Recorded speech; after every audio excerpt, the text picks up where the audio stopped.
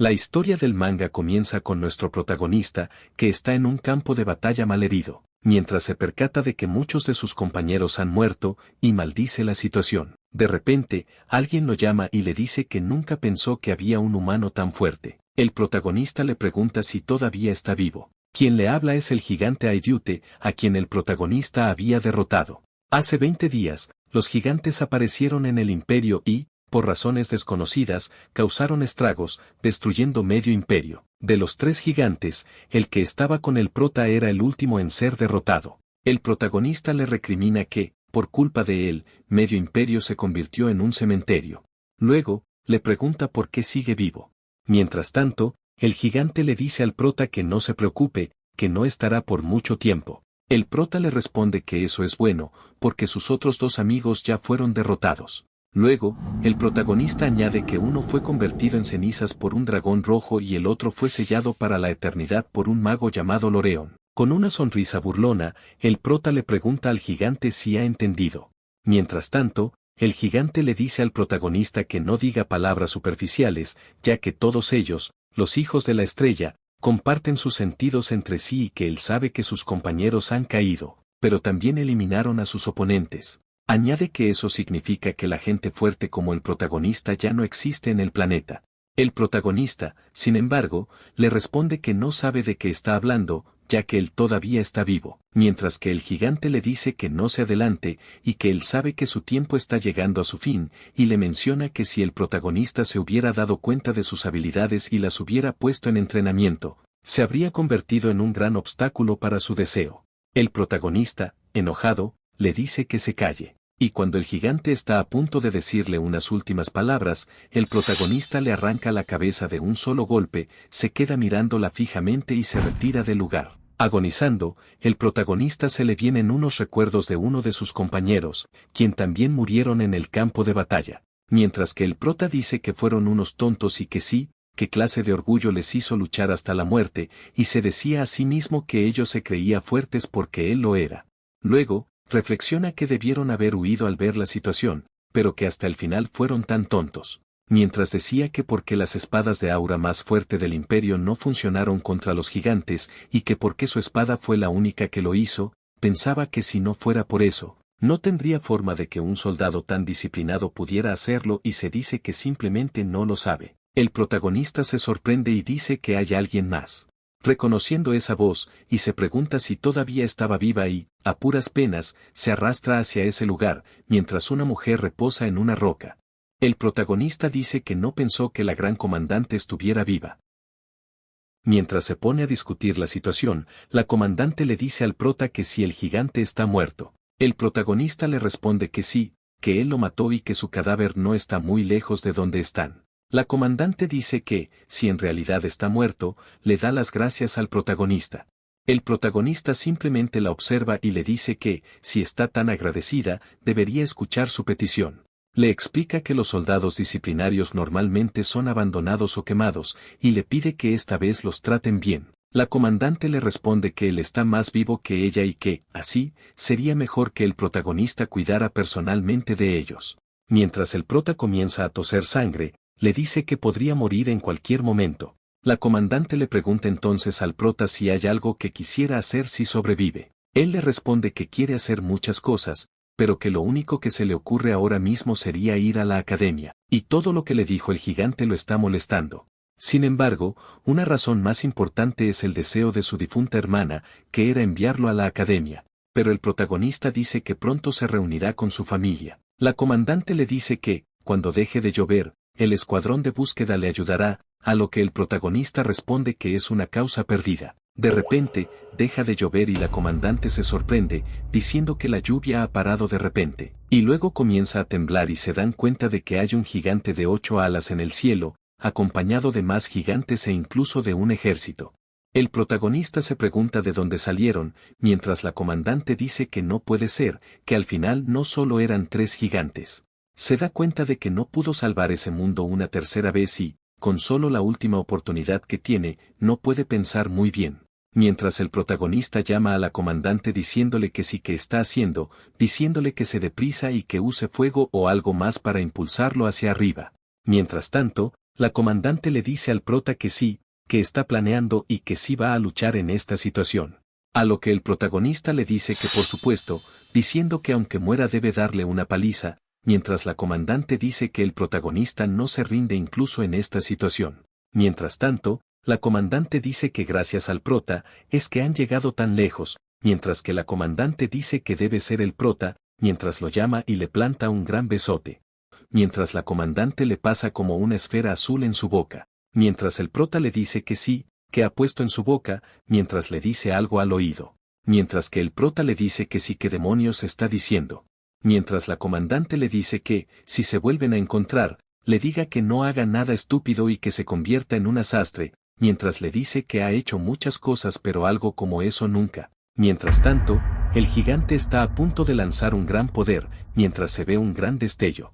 El protagonista se despierta confundido, diciendo que esto no puede ser posible y que ese lugar donde se encuentra, podría ser su ciudad natal, diciendo que si realmente ha viajado en el pasado. Está perplejo y no cree la situación en la que se encuentra, diciendo que, pese a todas las palabras de la gran comandante, eran ciertas. Mientras vemos que las palabras que le dijo la comandante, y que lo que el prota tragó era un orbe que hace retroceder en el tiempo, y que así fue capaz de ascender a la posición de gran comandante, diciéndole que el orbe permite retroceder en el tiempo 4 veces en total y que ella ya lo ha usado 3 veces. Así que solo le queda una última oportunidad, es por eso que se lo pasó al prota, diciéndole que él tiene el poder para matar a los gigantes y que cree que la clave para detener la destrucción del mundo es él, diciendo que tiene que mejorar su habilidad y también se alegra de que tenga el deseo de hacerse más fuerte y que vaya a la Academia de Filleon y que es un lugar con gente excepcional que seguramente le ayudará. Mientras el protagonista se golpea contra un árbol, se pregunta si lo que está experimentando es real o simplemente un sueño del que quiere despertar. Sin embargo, al confirmar que ha regresado al pasado, se siente abrumado por la responsabilidad de saber qué debe hacer ahora. Piensa que si realmente está en el pasado, podría tener la oportunidad de ver a su hermana mayor. Mientras el prota corría por el pueblo, el protagonista se da cuenta de que un grupo de niños está golpeando a otro niño, mientras el protagonista dice que, a pesar de haber retrocedido en el tiempo, esos tipos no han cambiado nada, se percata de que el niño no está colgado en una cuerda, sino suspendido con magia. Se sorprende por la habilidad de la persona que lo sostiene, y que es algo que raramente se veía en el campo de batalla. Una chica de cabello rojizo, preguntándose que hasta cuándo deben continuar con eso. Se preocupa por lo que le está pasando al niño, que está colgado. El niño suplica que lo bajen y explicando que realmente no tiene dinero porque lo gastó en medicina para su mamá. Un chico rubio, aparentemente indiferente, le responde que no le importa la salud de su mamá y le da una cachetada. Luego, le ordena a la chica de cabello rojo que suspenda al niño aún más alto en el árbol. Ella se niega, argumentando que no puede hacerlo. El chico rubio le ordena que se calle y que lo eleve más alto antes de que la cuelgue a ella. La chica de cabello rojo se pregunta cómo llegó a esa situación y si fue un error aprender magia, mientras la chica de pelo rojo decía que solo quería demostrar en que era buena y que necesitaba decirle que no podía hacerlo, pero ella dijo que tenía miedo. Cuando estaba a punto de negarse, el protagonista le pegó con un palo, diciéndole que se detuviera o mataría al chico. Por el golpe, se deshizo la magia y el niño cayó. El chico rubio le preguntó qué estaba haciendo, mientras decía que sí, que pararía porque el protagonista se lo dijo. El protagonista le dijo que no se preocupara por una basura como él y que hablara con él. Le preguntó dónde aprendió la magia de telequinesis, a lo que ella respondió que con un grimorio que compró a un vendedor ambulante. El protagonista comentó que era tan buena con un grimorio tan barato. Mientras pensaba, dijo que era increíble. De repente, el protagonista escuchó un sonido. Y dijo que era el sonido de una espada, mientras el chico de pelo rubio le preguntó de cómo se atrevía a ignorarlo.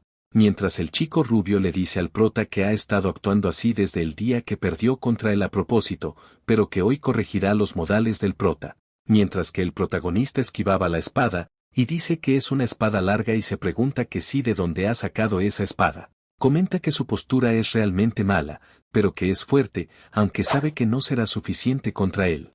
El chico de pelo rubio dice que el prota esquivó fácilmente todos los ataques, mientras que el prota dice que, a pesar de tener un cuerpo más joven, aún conserva su sentido de la batalla. El chico de pelo rubio le dice al protagonista que tiene suerte y que debería arrodillarse y rogar por su vida. El protagonista, con calma, simplemente se le queda mirando. Mientras el chico de pelo rubio le dice al prota que si lo mata, él se asegurará de tratar bien a su hermana, el prota le pregunta si acaba de decir hermana. El chico de pelo rubio responde que sí y añade que su trasero es tan redondo. En ese momento, el protagonista usa un ataque con el palo, cortándole la oreja al chico de pelo rubio, quien grita de dolor. El protagonista se acerca y le pregunta si quiere morir, mientras sus amigos miran atónitos y se preguntan cómo es posible que le haya cortado la oreja con un palo. El protagonista les dice que si están disfrutando el show, y les advierte que salgan con el chico de pelo rubio si no quieren terminar como él. Mientras el protagonista le devuelve el dinero al chico que estaba colgado en el árbol, este le pregunta al protagonista si en realidad le está dando todo eso y comenta que es más de lo que le robaron. El protagonista le dice que está bien, que todo lo que necesita es la espada. El chico le agradece mucho al protagonista, el prota le responde que está bien y que solo se vaya a casa. Mientras que la chica, toda avergonzada, le dice al chico que lo siente, que no sabía qué debería hacer, mientras le comenta que estaba tan asustada que no pudo detenerse. El chico sonríe y le dice que cuando la vio por primera vez, sabía que ella estaba en la misma situación que él. Y le dice que no es su culpa, pero que aprecia sus disculpas. Mientras el chico se despide, solo quedan el protagonista y la chica de pelo rojo. El protagonista la mira y dice que ella no es tan mala. Luego, le dice a la chica de pelo rojo que recuerde los negocios que tiene con él, a lo que ella responde que sí. El protagonista le dice entonces que se verán en ese mismo lugar en 4 días. Y la chica de pelo rojo le pregunta qué quiere decir, y el protagonista le responde que en este momento está ocupado. Antes de irse, y le dice que, por supuesto, si no viene, sabe lo que le pasará.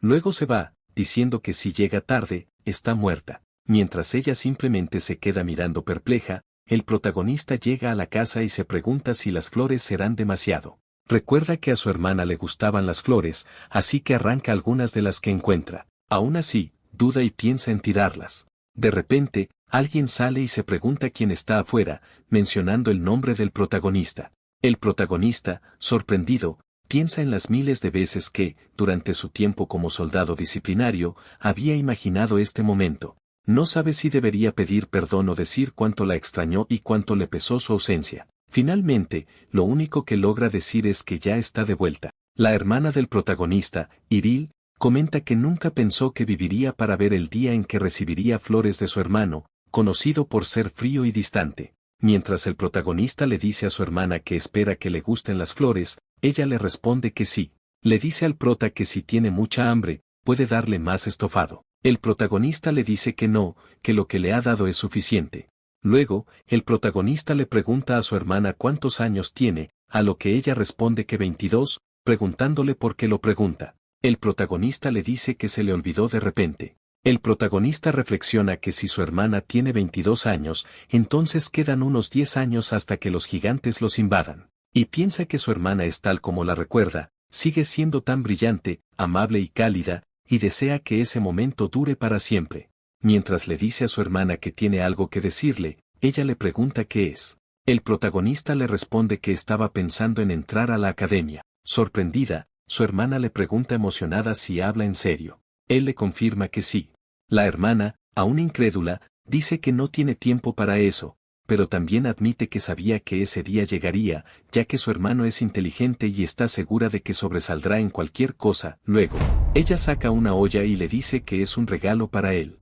El protagonista le responde que es mucho dinero, a lo que su hermana le explica que ya estaba ahorrando en secreto para darle una sorpresa. Sorprendido, el prota le dice a su hermana que ella es increíble. El prota le dice a su hermana que se lo agradece, pero que quiere que ella lo ocupe, diciéndole que no es suficiente. La hermana le responde que ese dinero es mucho más de lo que parece y le pregunta a qué academia quiere ir. El protagonista le responde que a la Academia Imperial de Filleon. Sorprendida, su hermana reacciona ante la academia que él menciona. La Academia Imperial de Filleon es la mejor institución educativa en el imperio, con profesores destacados, financiamiento de la familia real y suficiente prestigio para otorgar honores y estatus. El protagonista menciona que los chicos de la Academia de Filleon fueron bastante útiles en la guerra, tan útiles que entiende por qué la gran comandante le habló sobre esa academia. También dice que conoce los estándares de la academia y que llegar a ser famoso también puede ser un problema. Mientras tanto, el protagonista nota que la reacción de su hermana no fue tan buena al mencionar a la academia que iba a ir. El protagonista dice que está bien y que le mostrará los resultados a su hermana. Luego, menciona que no esperaba encontrarse en ese lugar llamando a la chica de pelo rojo, a Selle. La chica le dice que vino porque le había advertido que, si no venía, no la dejaría en paz. El protagonista le dice que olvide eso porque estarán ocupados toda la noche y hay algo que quiere poner a prueba. La chica de pelo rojo le pregunta qué cosa es. El protagonista le dice que use telequinesis contra él y que lo levante lo más alto que pueda. La chica de pelo rojo, perpleja, le pregunta por qué de repente le pide algo tan peligroso. Él le responde que no es peligroso y que no morirá por eso. La chica de pelo rojo comienza a conjurar el hechizo y se lo lanza al protagonista. Este se sorprende al ver que es mucho mejor de lo que esperaba, elevándose hasta los cielos. Aunque el protagonista dice que todavía le falta altura y estabilidad, menciona que la sensación que siente es similar a la de aquel entonces, durante la batalla contra Aidyute. Lo que le permitió luchar en igualdad contra el gigante fue gracias a la telequinesis. El protagonista piensa que la telequinesis es una habilidad increíble y que eso significa que ella se convertirá en lo más importante y necesario para su batalla contra Aidyute. Sonríe y dice que este comienzo es bastante bueno. Mientras tanto, la chica de pelo rojo le dice que ya se le está dificultando mantener la telequinesis. El protagonista le pide que aguante un poco más porque quiere comprobar algo. Luego, le dice que bajará por sí mismo. La chica de pelo rojo, sorprendida, le pregunta qué quiere decir con eso. El protagonista agarra su espada y la balancea, que la chica de pelo rojo se sorprende, diciéndole al prota si le acaba de cortar el maná. Mientras que ella le dice, ¿qué es lo que acaba de hacer? El protagonista le responde que no es nada, que es solo un movimiento acrobático que sabe hacer desde hace mucho tiempo. La chica de pelo rojo le pregunta qué quiere decir con un movimiento acrobático, diciendo que es la primera vez que ve a alguien cortar el maná. El protagonista le da un golpecito en la cabeza, diciéndole que él tampoco lo sabe. El protagonista reflexiona y dice que averiguar esa habilidad es algo que debe hacer, y que la razón por la que su espada fue efectiva contra el gigante Aidyute podría ser esa. Decide que lo pensará lentamente más tarde, ya que ahora tiene algo que hacer. Luego, le dice a la chica de pelo rojo que ha pasado la prueba y le pide que sostenga el bolso. Le dice que antes de que la luna desaparezca, tienen que hacer algo. Esta le pregunta que si escucho bien que irán a la academia donde está la élite. El protagonista le dice que ha escuchado bien y le pregunta por qué lo duda. Luego, le pregunta si no quiere ir. La chica de pelo rojo le responde que esa no es la cuestión, ya que, aunque el protagonista tiene talento para las artes marciales, ella no sabe hacer nada y es cobarde y tímida. El protagonista le dice que, ¿en serio, ella piensa vivir así? Le comenta que con su talento innato lo está desperdiciando divirtiéndose con basura y le pregunta si realmente esa es la vida que quiere, y luego, el protagonista le dice que honestamente, tiene lados tan idiotas, y que se convierte en un bebé llorón que llora por cualquier cosa y es un perdedor que se asusta por todo. Pero también le dice que todo eso está bien porque puede cambiarlo a partir de ahora, aunque el tiempo que ha pasado no lo pueda cambiar y que algún día se arrepentirá. El protagonista reflexiona sobre cómo él se arrepintió en su vida pasada. El protagonista le dice a la chica de pelo rojo que no la está obligando a cambiar de opinión, ya que es su vida. Ella, sonrojada, dice que le sorprende que el protagonista se preocupe tanto por alguien como ella. El protagonista le dice que no la obligará ya que es su vida, y que si quiere volver que lo haga. Ella entonces, con algo de nerviosismo, dice que quiere ir a Filleon con él. El protagonista sonríe y le dice que está bien, ya que es la primera vez para ella, y que le dejará enfrentar su primer obstáculo. Le pregunta si está lista y ella responde que sí. El protagonista, con una sonrisa malvada, dice que es justo como lo planeó. La chica de pelo rojo se sorprende y le pregunta al protagonista cuál es ese primer obstáculo. Él le responde que el mejor oponente que encontró para sacar a relucir su habilidad es un duende lunar y que también es el líder del grupo. Le pregunta que sí que le parece y si no le parece genial. Mientras el protagonista le dice que pueden comenzar ahora, explica que los duendes lunares suelen aparecer en esa zona. La mayoría de la gente los reconoce por su piel amarilla y cuerpos desfigurados, pero el rasgo único de los duendes lunares es que se vuelven locos por el oro y otros tesoros. A menudo emboscan a mercaderes para robarles sus tesoros y celebrar un festín en una noche de luna llena, como la de hoy. La chica de pelo rojo, sorprendida, le pregunta si están allí para robarle su tesoro. El protagonista le responde y le dice que sí, que planean robarles todo esta noche. Ella le responde que nunca había oído hablar de eso y le pregunta cómo lo sabe. Él le dice que tiene sus maneras, pero en su mente se recuerda a sí mismo que no puede decirle que los vio en su vida pasada cuando vagaba por ahí. Mientras el protagonista le dice que solo necesita usar su telequinesis para mover todo el tesoro a la bolsa mientras los duendes duermen, la chica de pelo rojo le responde que no suena tan fácil y que si comete un error, los duendes se despertarán y entonces sería realmente peligroso. Ella insiste en que es demasiado arriesgado y que deberían pensarlo mejor. El protagonista le dice que escuche, que para entrar a la Academia Filleo necesitan dos cosas de inmediato. La primera es dinero para pagar sus tasas de matrícula y la segunda es experiencia real. Explica que el dinero es un problema, pero la experiencia es igualmente importante. Añade que en la Academia Filleo hay aristócratas que reciben entrenamiento e información de guerreros desde su nacimiento. Si quieren competir con esos aristócratas, solo hay una manera de hacerlo, ganar experiencia y arriesgar sus vidas. El protagonista dice que esos oponentes son perfectos, ya que ganarán dinero y experiencia, matando dos pájaros de un tiro. Le pregunta a la chica de pelo rojo si tiene alguna mejor idea, a lo que ella responde que no. Entonces, el protagonista decide que seguirán adelante y le dice que empiecen de inmediato. Con la luna en su punto máximo, comienzan a robar el tesoro de los duendes, echándolo en la bolsa. El protagonista le dice a la chica de pelo rojo que solo falta un poco más, aunque ella ya no puede contener la telequinesis.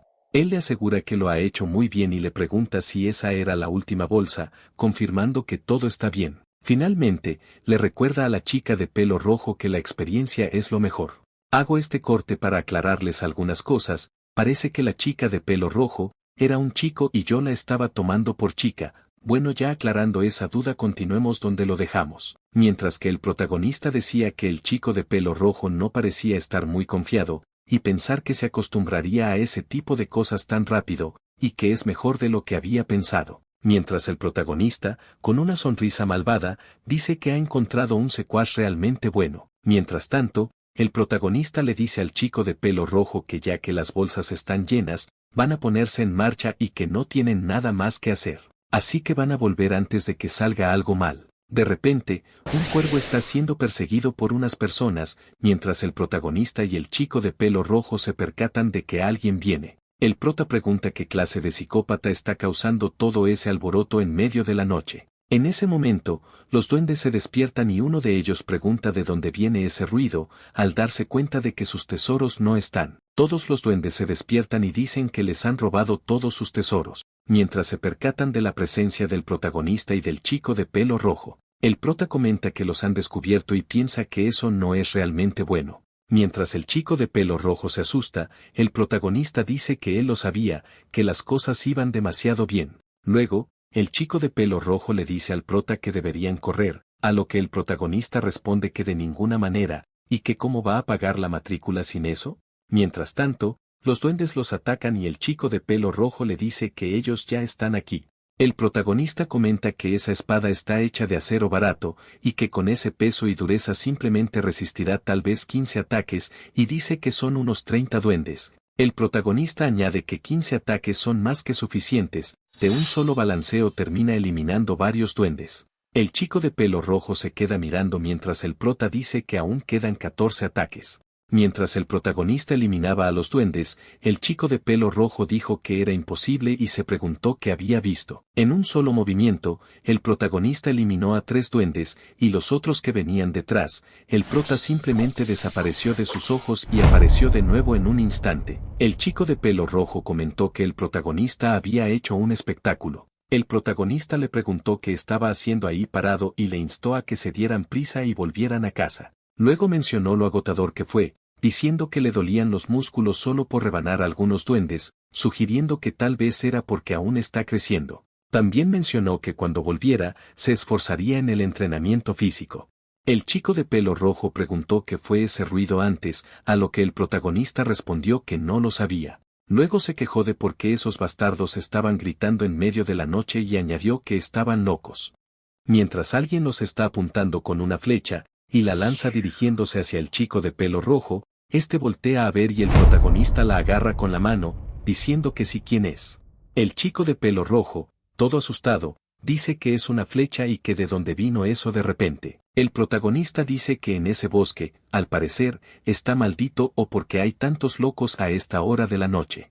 Mientras el protagonista les pregunta quiénes son, esos dos se disculpan con él y se quedan mirando el tesoro que tiene el protagonista, diciéndole que pensaron que eran unos monstruos, por eso les dispararon con la flecha, diciéndole a su amigo que casi matan a una persona.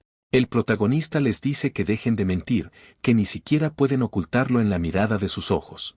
El protagonista les dice que paren con su actuación basura y que contesten correctamente, preguntándoles nuevamente qué sí quiénes son. Ellos se quedan perplejos y uno se le acerca, diciéndole que se les olvidó presentarse y que es culpa suya. Mientras agarra un cuchillo y ataca al protagonista, le dice que ellos son Caliborro. El protagonista le agarra su ataque con una mano y le da un golpe en la quijada, diciendo que entonces son esos pedazos de basura.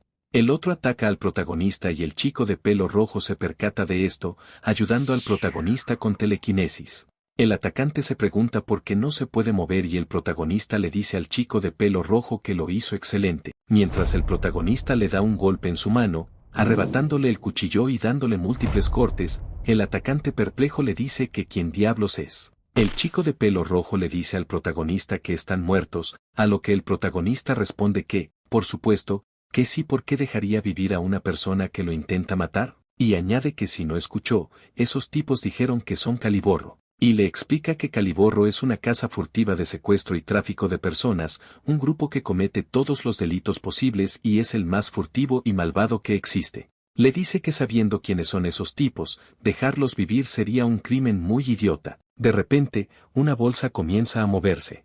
El protagonista dice qué pasa con esa bolsa, ¿por qué se mueve? El chico de pelo rojo sugiere que podría ser un animal o alguna otra cosa, mientras que el protagonista dice que lo averiguarán cuando lo abra, y de la bolsa sale el pájaro que estaba siendo perseguido anteriormente. El protagonista dice que sí, que pasa con ese pájaro, y que por qué tiene plumas azules, mientras el chico de pelo rojo le dice al protagonista que es la primera vez que ve un pájaro azul. El protagonista le responde que para él también es la primera vez. El protagonista observa el grillete y se pregunta si es una trampa de Caliborro, pensando que solo lo usaban en casos especiales o cuando atrapaban alguna criatura fantástica. Mientras el pájaro comienza a hablar, el chico de pelo rojo le dice al protagonista que el pájaro acaba de hablar. El protagonista le responde que no sea idiota y que lo que hizo el pájaro es magia de comunicación. Añade que, viendo que el pájaro puede hablar, no más salió de la bolsa, dice es probable que la bolsa tenga alguna función de bloqueo de maná.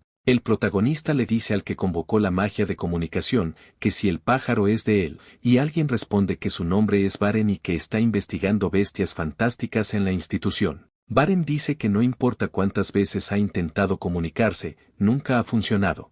Luego, le pregunta al protagonista que sí quién es. A lo que el protagonista le responde que ellos son simplemente unos aventureros, mientras el protagonista le explica que se pelearon con cazadores furtivos y que encontraron a su pájaro. Y añade que no puede contarle más detalles porque hubo demasiada sangre para explicar. Y Baren, sorprendido, dice que realmente fueron cazadores furtivos y que se siente en deuda con el protagonista, aunque no está seguro de cómo pagárselo. El protagonista le responde que no hace falta y le pregunta cómo le devolverá su pájaro, notando que parece realmente agotado por estar encadenado. El protagonista sugiere que, si le quita las cadenas, el pájaro podría volar bien. Baren menciona que el pájaro de los sueños tiene un gran instinto y cree que el protagonista es capaz de liberarlo. Así que el protagonista desenvaina su espada y corta las cadenas del pájaro de un solo movimiento, diciéndole que vuelva con su dueño. Mientras el pájaro se sonroja con el protagonista por haberlo liberado, el protagonista dice que porque el pájaro está empujando su trasero hacia su cara y qué significa eso. Mientras Baren le dice que el pájaro de los sueños le está indicando que arranque una pluma antes de que se vaya, añade que parece que quiere reencontrarse con el prota. Y le explica que, después de arrancarle la pluma, ésta tendrá como rasgo guiarlo al cuerpo principal como una brújula. Luego le dice que, si le arranca una pluma, entonces que vaya a la institución más tarde, ya que le gustaría encontrarse con el protagonista. Y el pájaro de los sueños sale volando. El protagonista comenta que es jodidamente rápido. Mientras tanto, el chico de pelo rojo le pregunta al protagonista qué sí que está sosteniendo en la mano. El protagonista, perdido en sus pensamientos, se da cuenta de que es lo que el pájaro le dejó. Unos días después, están en una mercadería, y alguien comenta que esa joya tiene un valor alto, diciendo que es un objeto increíble y le ofrece 20 monedas de oro. Y es el dueño de la mercadería, Carabelle. Él menciona que todos los objetos que han traído son de gran valor, diciendo que debe ser su día de suerte. El protagonista dice que por fin se ha encontrado con alguien que lo entiende. El protagonista dice que todos los comerciantes son unos estafadores y que ya se estaba cabreando mucho, pero encontró un comerciante justo. El mercader le dice que lo honra que le diga eso. El protagonista le dice que hay algo más que quiere que evalúe, además de las cosas que le trajo, y que no quiere venderlo, solo tiene curiosidad por saber qué es. El protagonista piensa que esa noche el pájaro azul, o pájaro de los sueños, le dejó un huevo. Al principio, pensó que se había cagado en su mano.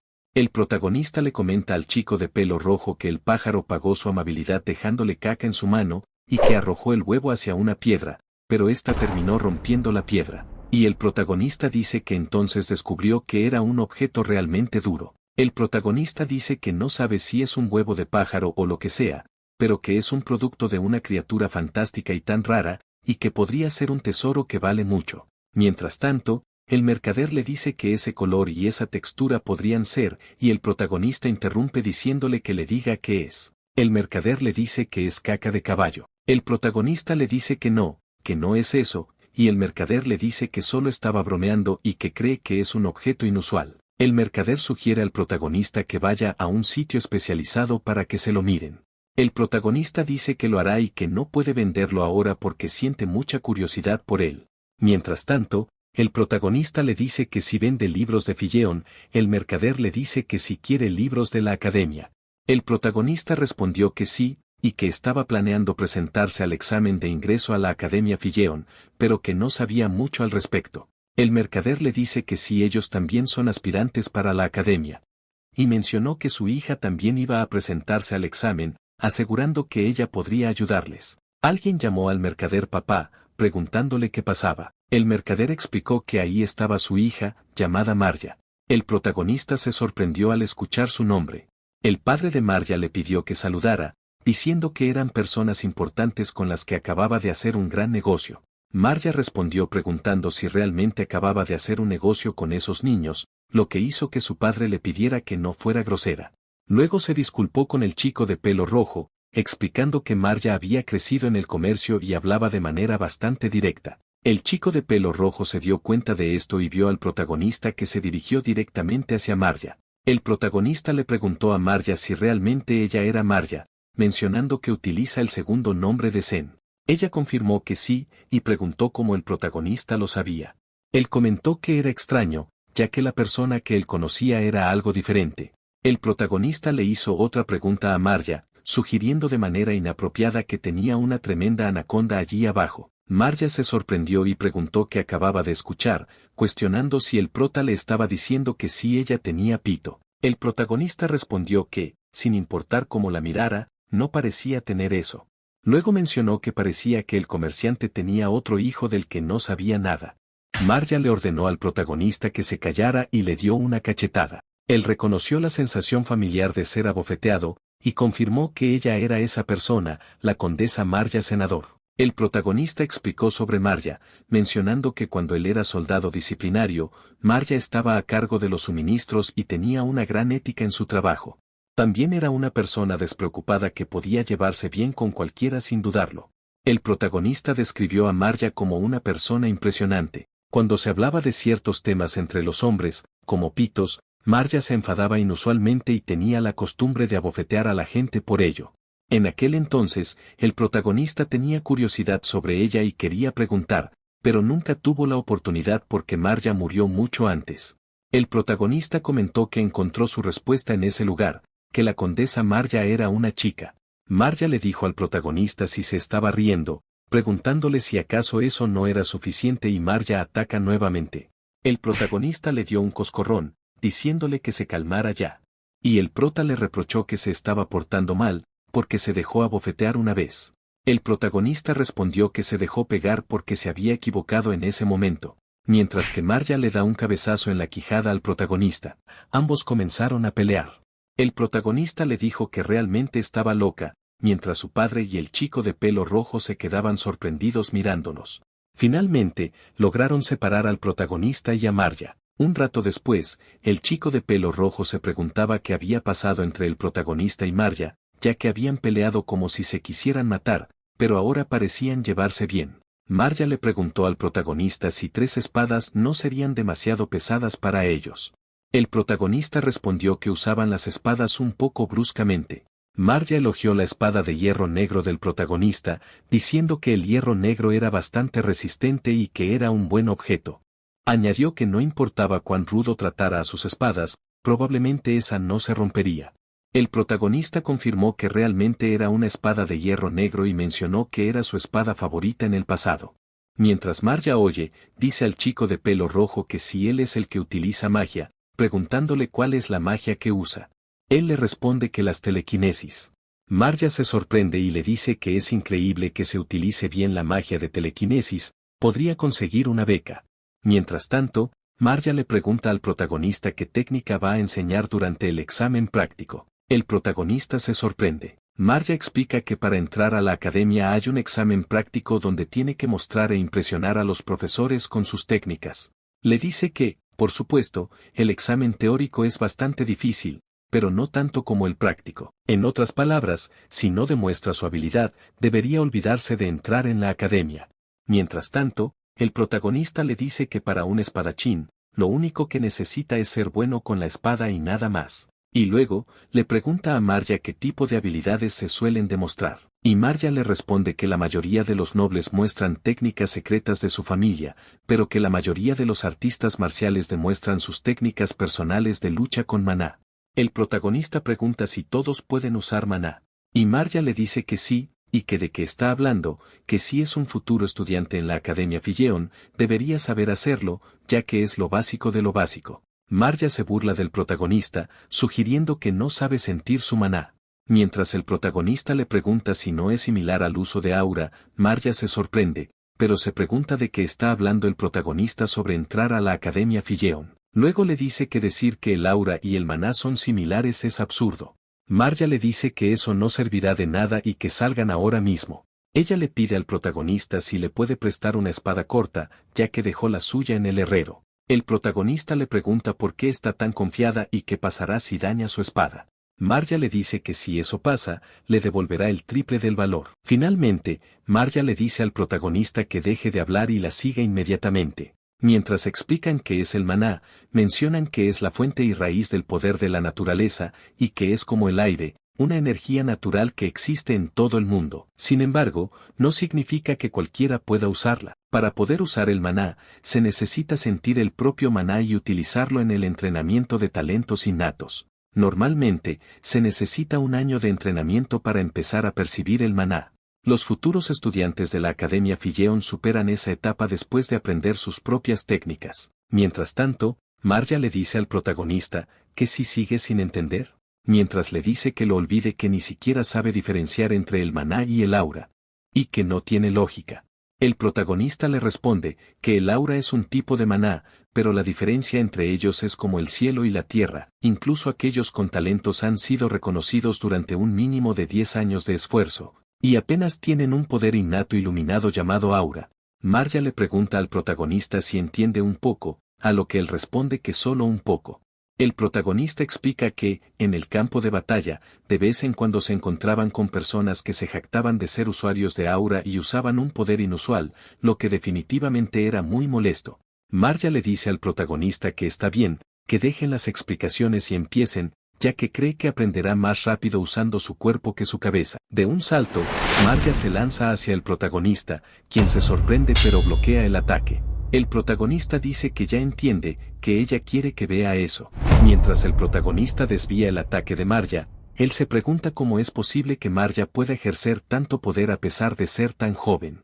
Aunque no puede ver con certeza, está seguro de que ese es un estilo de lucha con maná.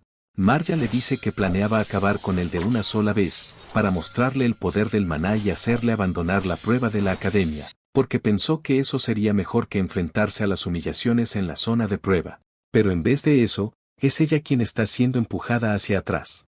Ella se pregunta si esa es la habilidad de alguien que no puede usar maná, mientras que el protagonista le dice que sí en qué está pensando, mientras que el prota quiebra su defensa.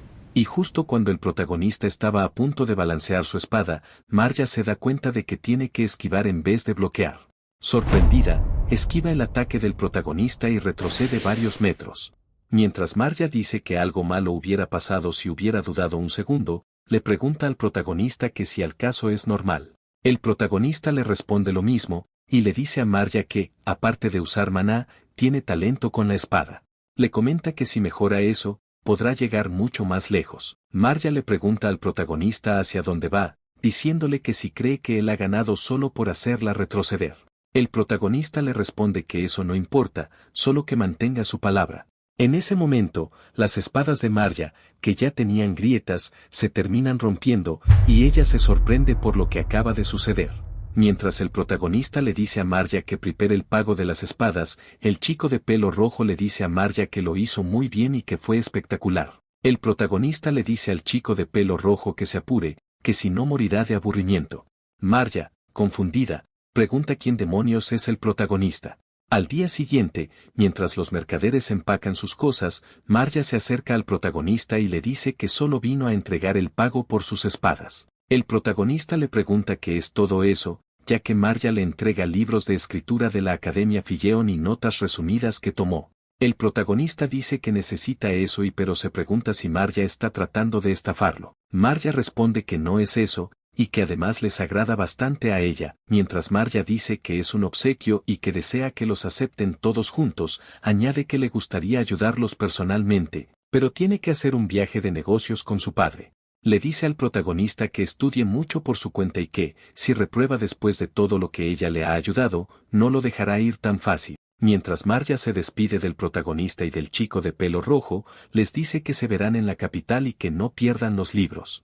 El protagonista, por su parte, dice que debe entrenar su cuerpo y que debe estudiar, algo que nunca estuvo en su destino, pero dice que no se siente nada mal. Después de que el protagonista volvió a su casa, su vida continuó normalmente, pero con algunas diferencias. El prota comía hasta reventar y, con las calorías que acumulaba, cazaba los monstruos fuera del pueblo, aumentando lentamente su resistencia para mejorar la adaptabilidad de su cuerpo. Eventualmente, todos los monstruos del pueblo fueron exterminados.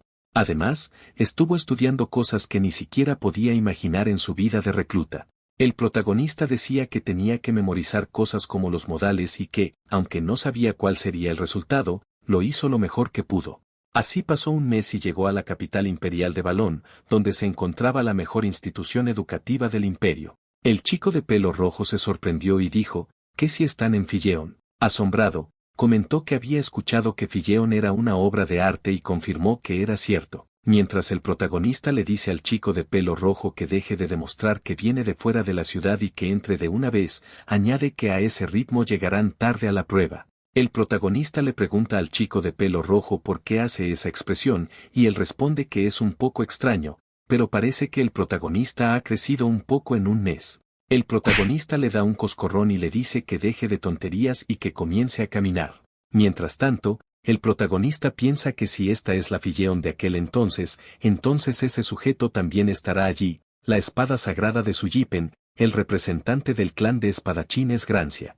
Se dice que era un gran espadachín conocido como el más fuerte del imperio, y ya que esa persona debe de tener la misma edad que él, podrá verlo en la prueba, aunque eso no le importa mucho. El chico de pelo rojo le pregunta al protagonista si trajo eso. El protagonista, confundido, le pregunta a qué se refiere con eso. El chico de pelo rojo le dice que se refiere a la pluma que le dejó el ave de los sueños, que se supone que va a guiarlo hacia ella. El protagonista le responde que sí, que ya la tenía antes de salir, y recordó que ese viejo le dijo que vivía en la capital del imperio, así que estaba planeando buscarlo después de la prueba. Mientras tanto, la pluma se mueve y señala hacia un lugar. El protagonista comenta que si él vive ahí, Baren, que está trabajando, dice que este trabajo no es tan fácil y que no se ha acostumbrado a trabajar como profesor. Añade que no sabe si debería volver a ser un aventurero mientras acaricia al ave de los sueños llamada Marpés. Le dice al ave de los sueños que debe esforzarse al máximo para recompensar a su salvador y que debería abrir la ventana para que entre un poco de aire. El protagonista dice que la ventana se abrió sin tan siquiera tocarlo. Tanto el ave de los sueños como Baren se asustan y pegan un gran grito. Mientras Baren pregunta al protagonista quién es y cómo entró en ese lugar, ya que están en uno de los pisos superiores, el protagonista le responde a Baren que se asustó y pensó que lo iba a dejar entrar. El chico de pelo rojo le dice al protagonista que por eso le dijo que hubieran entrado por las escaleras. Baren pregunta si acaso están detrás de su ave de los sueños.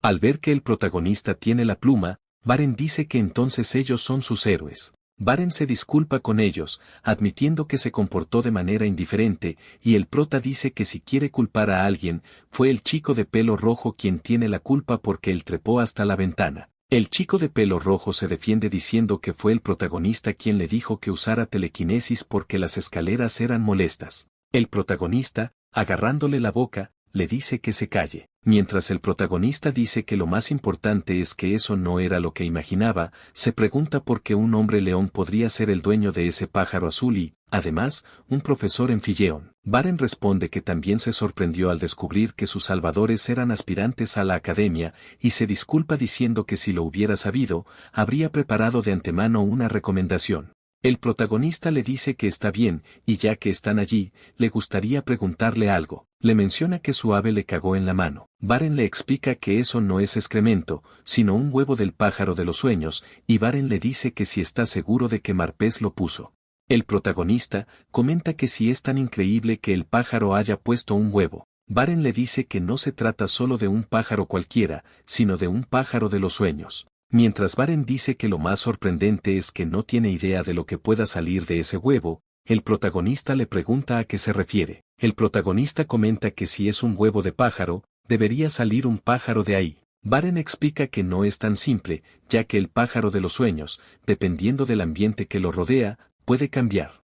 Si está en una zona de lava, por ejemplo, podría salir un fénix envuelto en llamas. Si está en un nido de monstruo, podría tomar la apariencia de un monstruo. No necesariamente tomará la apariencia de un pájaro. Baren añade que, por supuesto, analizando el maná, es posible predecir la apariencia que tomará el ser que está eclosionando en el huevo, pero que en este momento es difícil decir con certeza qué hay dentro. El protagonista, sorprendido, comenta que es impresionante cómo le está dando vueltas al significado de un simple huevo, mientras que el protagonista dice que nunca había visto un pájaro tan desvergonzado. Baren le comenta que le gustaría preguntarle algo, si no le importaría cuidar del huevo. El protagonista le responde que no le importa cuidar del huevo. Baren le dice que eso es genial, ya que un pájaro de los sueños solo pone un huevo en su vida. Además, el hecho de que el pájaro de los sueños haya puesto un huevo frente a ellos significa que sintió algo especial y quiere respetar a su amigo con el que ha pasado mucho tiempo. Así que le deja el huevo al protagonista, quien acepta y dice que tiene curiosidad de ver qué saldrá del huevo. Mientras que el protagonista dice que ya es hora del examen y que se retirarán, mientras que Baren le dice que espere, que estuvo pensando en darle algo, mientras le da un papel diciéndole que es una guía de cómo eclosionar el huevo. Un rato después, en la sala de práctica, todos los artistas marciales ya están presentes para la prueba.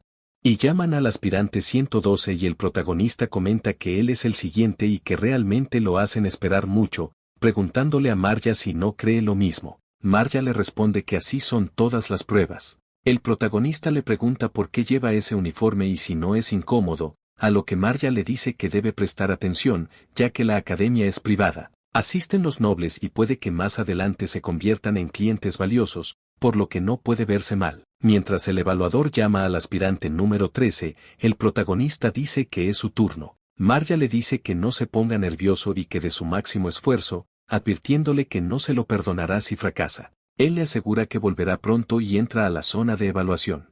Comenta que las personas presentes son los profesores de Figeon y los encuentra muy impresionantes. En el centro está el director de Figeon y una mujer que parece ser la profesora de esgrima, a quien encuentra particularmente impresionante, algo que rara vez había sentido en su vida pasada.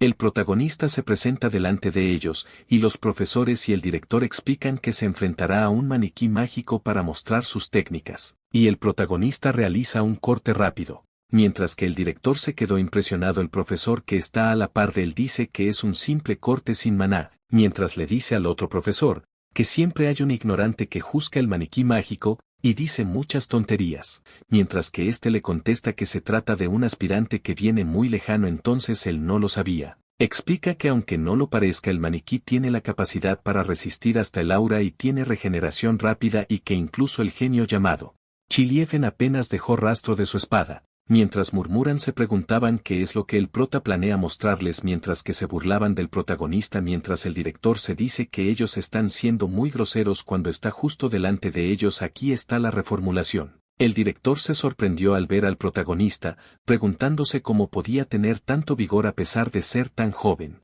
El protagonista lanzó un ataque al maniquí, dejando perpleja a la profesora de esgrima por su habilidad. Luego, el protagonista guardó su espada y les dijo a los profesores que eso era todo, mientras los dos que se burlaban comentaban sobre lo simple que parecía. Uno de ellos dijo que era difícil evaluarlo, y le preguntó al director si no pensaba lo mismo. El director seguía sorprendido, mientras la profesora de esgrima se levantaba y se dirigía directamente al protagonista, colocando su espada en su cuello. El protagonista comentó que lo había asustado, y la profesora le preguntó de dónde había aprendido ese arte de la espada. Mientras el protagonista le dice que quiere preguntar, a lo que le dijo la maestra que cambiara su pregunta, y ella le pregunta si el protagonista pudo ver sus movimientos. El protagonista responde afirmativamente y comenta que fue bastante asombroso. La maestra continúa diciendo que en ese momento debería haber sido difícil para el protagonista desenvainar su espada, pero aún así la blandió 3 veces. Luego señala que también fueron 3 los cortes que el protagonista mostró en la prueba.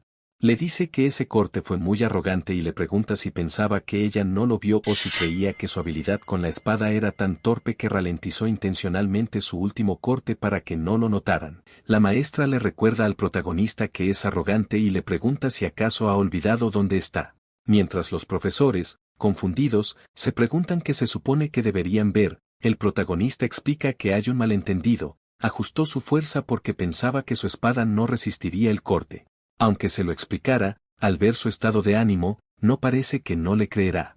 La maestra le dice al protagonista que ella definitivamente le enseñará la clase de esgrima. La maestra regresa a su asiento, asegurando que ella definitivamente le enseñará a ella misma. El director dice que eso suena como si estuviera pidiendo al protagonista que sea su discípulo. El director felicita al protagonista por su buen trabajo, y que determinará su prueba con una pregunta, y le pregunta al prota qué quiere aprender en la Academia Filleon. El protagonista responde que lo que quiere aprender es a no tener remordimientos. Mientras el director se sorprende, el protagonista se marcha. El director comenta que el protagonista quiere aprender a no tener remordimientos y se pregunta cómo podría enseñarle eso. El otro profesor menciona que primero la maestra y ahora el director están impresionados, preguntándose si acaso hizo algún truco. El director pregunta cuál truco, sugiriendo que podría ser una buena forma de decirlo, pero en la forma que debería de decir es talento. Los 2 profesores se sorprenden al ver que el maniquí se le cae la cabeza, mientras que el protagonista está fuera de la sala de prueba.